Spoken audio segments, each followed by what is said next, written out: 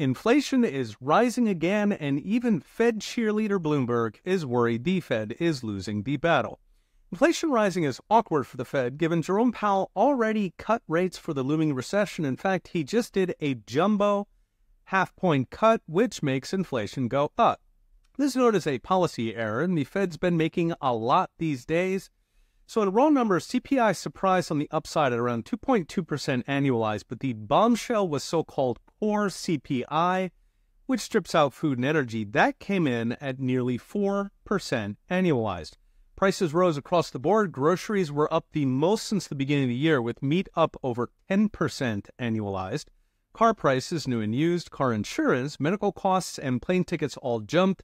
Services as a whole jumped nearly 5% annualized. Interestingly, watches and jewelry jumped at an 84% annualized rate in the CPI, perhaps as a flight from paper money to real assets, or perhaps because senators got big donations this election and need to keep their mistresses happy.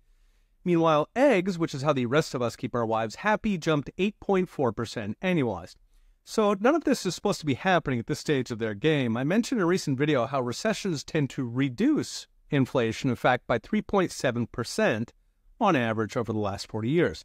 So if we're bumping along at 4 core with a recession coming, it suggests that underlying inflation could be 7% plus, which would make it very dumb for Jerome Powell to have just cut rates by a jumbo half point with more cuts on deck. Just another month in the Federal Reserve clown car.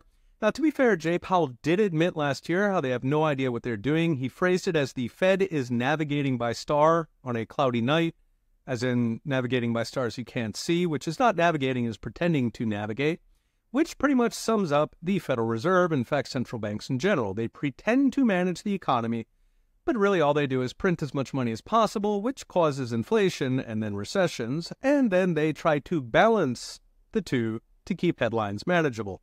A little pain here, inflation, a little pain there, recession, with the people not realizing the Fed caused both. So what's next? Brought to you by Unchained.com. If prices are rising, the Fed's room for error just got a lot tighter. Markets can see this with the odds of another mega cut dropping to 0 for the Fed's next meeting and mortgage rates rising again since higher interest rates mean expensive mortgages. That means we could be stuck with 7% mortgages in a frozen housing market well into next year. More importantly, these were not good numbers for Kamala Harris, because this was the very last inflation report for Kamala before she faces voters. With a core inflation near 4%, Kamala is facing voters with a looming recession, rising joblessness, and now rising inflation, which rhymes with Jimmy Carter, who famously won just 6 states against Ronald Reagan in 1980 after Carter too delivered inflation and recession. Now, Kamala will not win 6 states. Our media is even less objective than it was in the 1970s, but rising inflation with a slowing economy is pretty much the worst possible way to fight an election. Of course, if Trump does win next month, you can take it to the bank that the media will put both the Biden-Harris inflation and the Biden-Harris recession on Trump. Okay, we'll be watching. See you next time.